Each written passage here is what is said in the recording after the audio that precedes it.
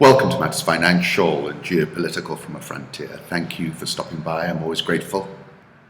Macro thoughts. Look at this. Japan's monetary base tops the United States as money measure has risen more than 20% since April 2013, when Bank of Japan started QQE. 20% a month since April 2013. Home thoughts. Really enjoyed myself yesterday at the ballet and the tap. Hannah's doing tap dancing and rather enjoying herself, and I took a few photos. This one is, you can see her hiding behind the curtain. She was so enamored with the whole production, and I got a photograph of some girls, and Hannah's in the corner hiding behind the curtain. And I'll also put up another photograph of them all doing the tap.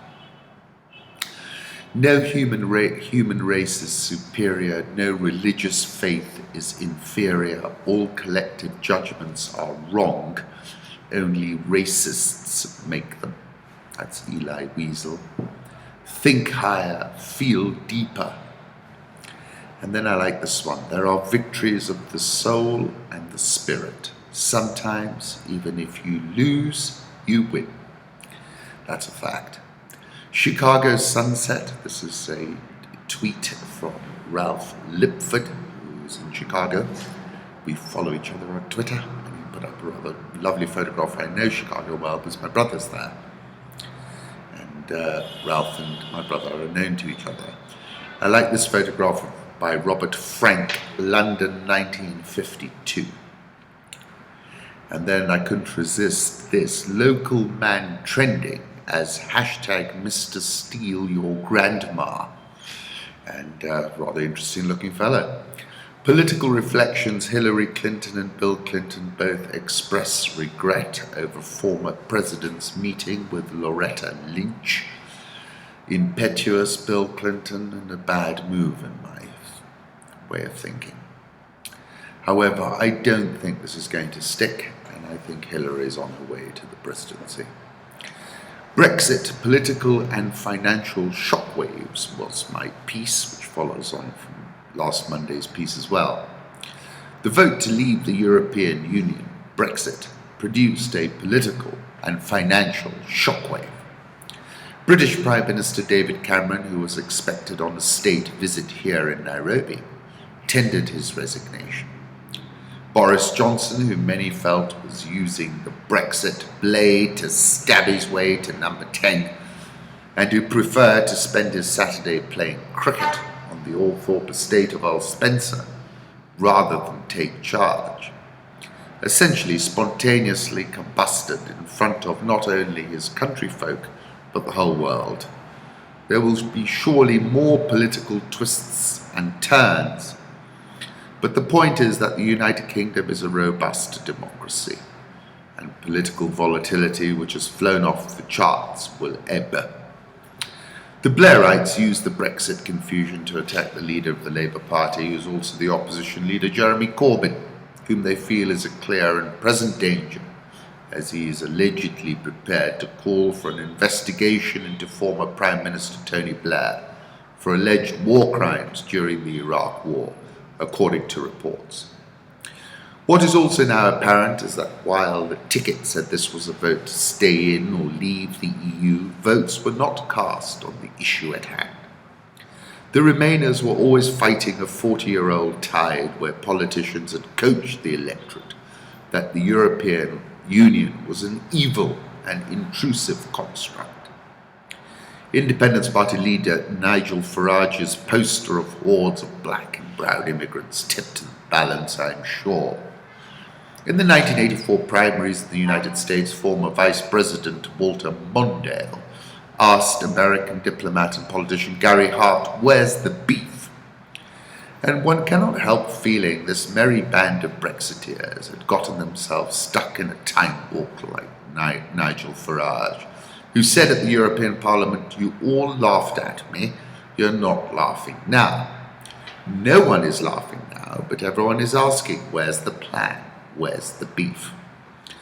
I listened to the Bank of England Governor, Mark Carney, on Thursday, and I thought to myself how strange it is that the sanest, most intelligent voice in the United Kingdom in these matters has turned out to be Carney, and he's a Canadian. The pound closed the week at 132.55 versus the dollar. Multiply that by 101 to get the shilling-pound cross rate, not far off a 31-year low. For now, the pound drifts lower. Carney has already placed a rate cut and more QE on the table. The pound is the shock absorber. However, at some point, the whole world is going to pile in, and for medium to long-term accounts, they're probably looking to scale in already. 10-year gilt yields hit a record low last week of 0.88%. Richard Britton Long, the founder of St Paul's Property Trust, which is seeking to list at the Nairobi Securities Exchange, said, now that the pound is outside the EU, it might eventually morph into the Swiss franc. Now, that's a thought. Rupert Murdoch, Nigel Farage and Dr. Liam Fox bettered a garden party, and Lily Allen picked up on that. Put up a photograph.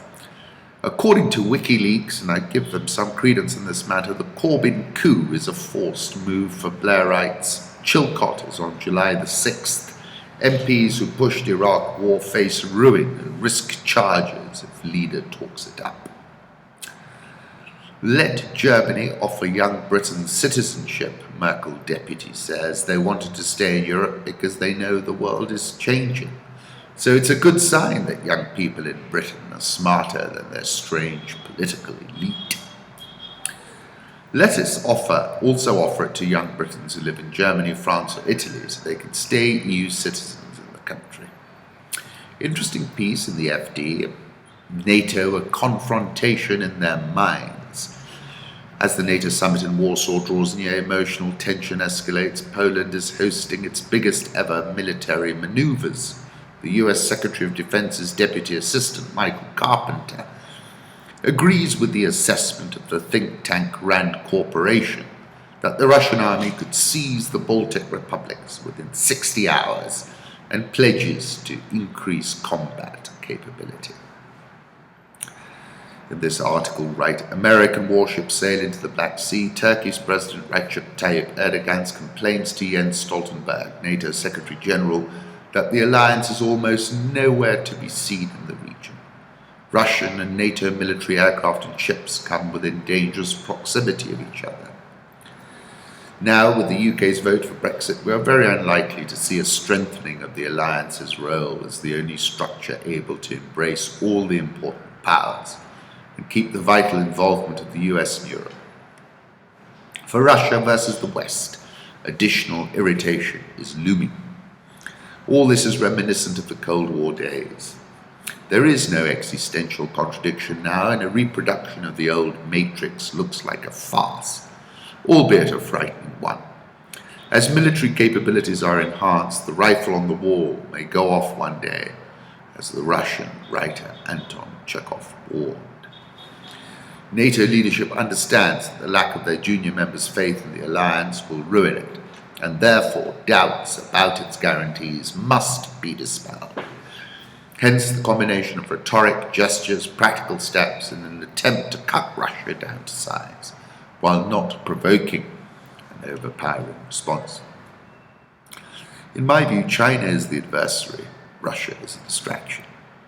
Hacked emails reveal NATO general plotting against Obama on Russian policy. This is via the Intercept General Philip Breedlove, and his name always reminds me of Strangelove. Until recently, the Supreme Commander of NATO forces in Europe plotted in private to overcome President Obama's reluctance to escalate military tensions with Russia over the war in Ukraine in 2014. Leaked emails provide an even more dramatic picture of the intense back-channel lobbying for the Obama administration to begin a proxy war with Russia and Ukraine. And then various emails have been put out. Breedlove testifying before Congress earlier in February this year called Russia a long-term existential threat to the United States and to our European allies. Der Spiegel reported that Breedlove stunned German leaders with a surprise announcement in 2015 claiming that pro-Russian separatists had upped the ante in eastern Ukraine with well over 1,000 combat vehicles. Russian combat forces, some of the most sophisticated air defense battalions of artillery, sent to Donbass, the center of the conflict. Breedlove's numbers were significantly higher than the figures known to NATO intelligence agencies and seemed exaggerated to German officials. The announcement appeared to be a provocation designed to disrupt mediation efforts led by Chancellor Angela Merkel. And basically, I think the upshot of it is, I'm quite satisfied with President Obama at pushing back Breedlove because, folks like Breedlove, their raison d'etre is to fight wars. Hybrid wars, America's strategic plan to contain and destabilize China. This reverts to the point that the main adversary is not Russia but China. Herein lies the new Cold War tension in ASEAN. The US is alternatively synchronizing both mainland and maritime portions of the Chinese containment coalition in order to preempt Beijing's breakout from this region-wide geopolitical trap. Very interesting piece in the New York Times, Barack Obama after dark, the precious hours alone. Emails arrive late, often after 1 a.m., tapped out on a secure BlackBerry from an email address known only to a few. The weary recipients know that once again the boss has not yet gone to bed. Mr. Obama calls himself a night guy. As president, he has come to consider the long, solitary hours after dark as essential as his time in the Oval Office. Almost every night that he's in the White House, Mr. Obama has dinner at 6:30 with his wife and daughters, and then withdraws to the treaty room, his private office, down the hall from his bedroom on the second floor of the White House residence. The sports channel is on, Mr. Emanuel said, sports in the background with the volume down. To stay awake, the president does not turn to caffeine. He rarely drinks coffee or tea. More often has a bottle of water next to him than a soda. His friend says only snack at night is 7 lightly salted almonds. There's something about the night. It's smaller. It lets you think. In addition to playing words with friends, a Scrabble-like online game on his iPad, Mr. Obama turns up the sound on the television for big sports games. Interesting insights. Syria's Grand Mufti Hassoun, those who kill in the name of God do not know God. That's a fact. Deadliest terror organizations, according to Ian Bremmer: ISIS, 8,420 fatalities, Boko Haram, 6,299, Taliban, 5,215, and the Al-Shabaab, 1,586. Death toll in Baghdad bombing rises to 123. We had the attack in Dhaka. We had it's not clear, something in Central Park as well. And I completely agree with the Grand Mufti. Those who kill in the name of God do not know God. Continued cap flows into Switzerland have now pushed the complete yield curve out to 50 years below zero. TM, who's the CEO of Credit Suisse, says Credit Suisse won't be dismantled or sold as stock in race to the bottom with Deutsche Bank. Currency markets, when I checked last, the euro was at 111.33, dollar index 95.66, Japanese yen 102.70, Swissy 0.9734, the pound 132.81. The Aussie popped over 75 when I looked a minute ago. Obviously, we've had the election, we're still waiting for the final result. Indian rupee 67.175, South Korean won 1146.96, the Rial 323.70, Egyptian pound 8.8805, and the Rand 14.5784. Dollar index, I'm going to put up a chart. It remains constructive. It's a 3-month chart. You can see we're at the top of the range. It remains constructive in my opinion. Sterling 1-year chart, have a look at this. Of course, dramatic fall. Look, we might go as low as 125, but I think medium to long-term accounts are looking to get in. Scaling. Australian dollar, let me put up a 1-year chart as well. Australia, it's interesting, they've had 6 prime ministers in about as many years, but you know, that political volatility is just a new normal in Australia. Commodity markets, gold popped big this morning, crossed 1350, flirting just below that area. and really this is all on the idea that there's going to be added stimulus. Spot silver topped $21, biggest one-day jump in 19 months. Have a look at David Inglis's chart. Crude oil also towards the top of the range, $48.96 in New York. And interestingly, US crude oil exports hit an all-time high. I'll put up a chart that Javier Blas posted. Let's move on to Africa. Angolan bonds plunge as president warns of debt payment struggle. Angolan bonds tumbled. Revenues barely enough to pay debt owed by the government in Sonangol, the state oil company, President Jose Eduardo dos Santos said at a meeting of the ruling MPLA party, according to a broadcast on state TV Friday. The central bank has been receiving about $300 million a month from oil companies, manifestly insufficient for the needs of banks and the needs of the state budget, Dos Santos said.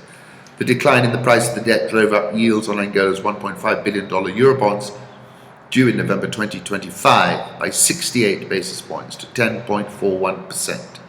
BlackRock is the biggest holder of the bonds. Government hasn't received oil proceeds from Sonangol since the beginning of the year, Dos Santos again. The comments come a day after the central bank raised its benchmark interest rate 200 basis points to a record 16%.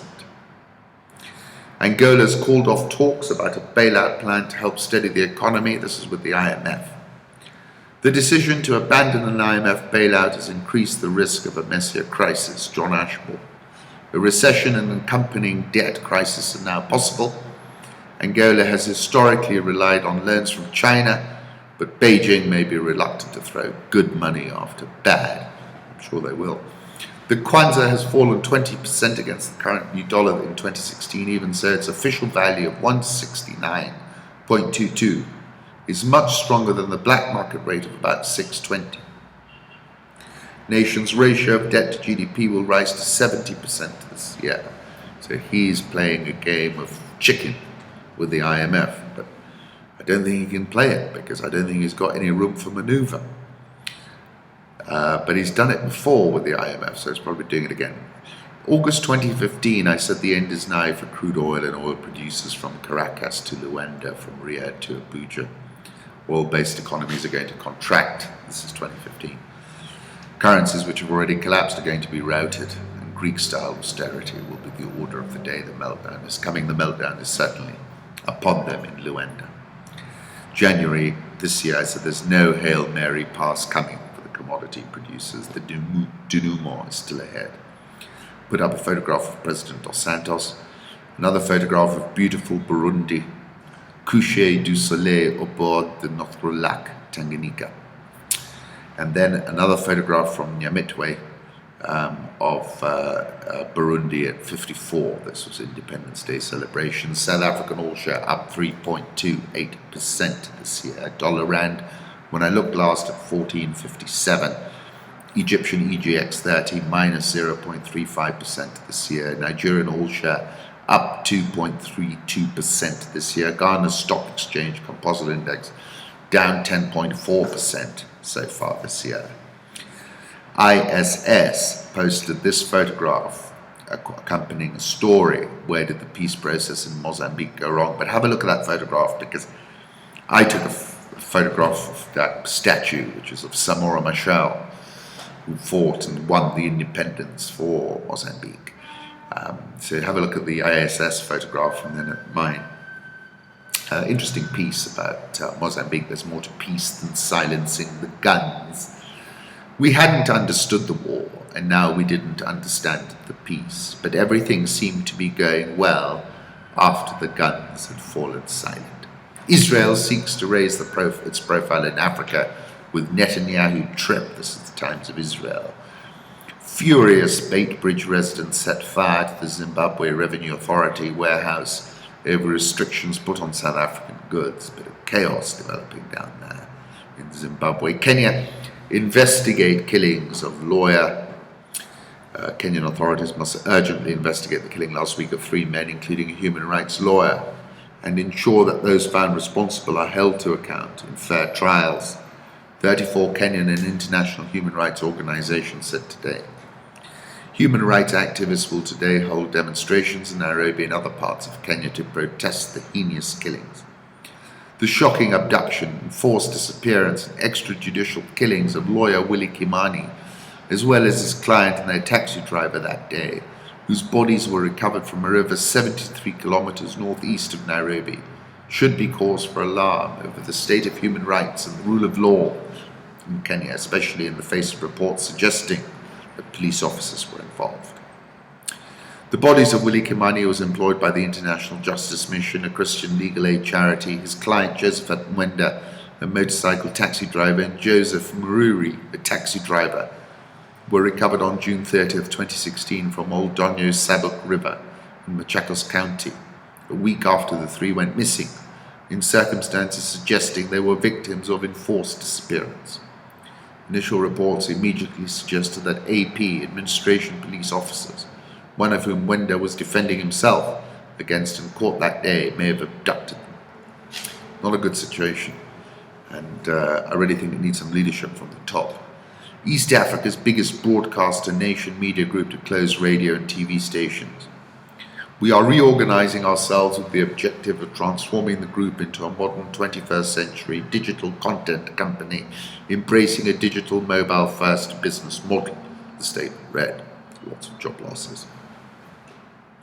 Over the past year, nation's share price has fallen by 27%, with revenues for 2015 shrinking by 7%, to sit at £90 million, compared to £98 million over a similar period in 2014. Of course, a lot of these state TV stations lost a ton of money around the digital migration. There's a link for nation's share price data. It's fallen sharply and it trades on a price-earnings ratio of 12.712. Could go down a little bit further. Afreximbank to take over 15 billion shillings, that's $150 million, trans-century loans. That's a very big positive step for trans-century because their dollar-based lent borrowing was at around 12%, and I'm sure they're going to get a much cheaper rate from Afreximbank. I was with the Afreximbank in the Seychelles in November 2015, and I wrote a piece about that. Please take a look if you're interested, and there's also a link for trans-century share price data. Of course, they reported a negative 7 shillings and 9 cents EPS. Current market cap 1.4 billion, but you've got quite a few corporate events happening. It's not clear how much shareholders are going to be diluted. Nairobi All Share down 3.6% this year. NSE 20 down 9.6% this year, but it's up 23.74 points since the 29th of June. Once again, I am grateful that you stopped by.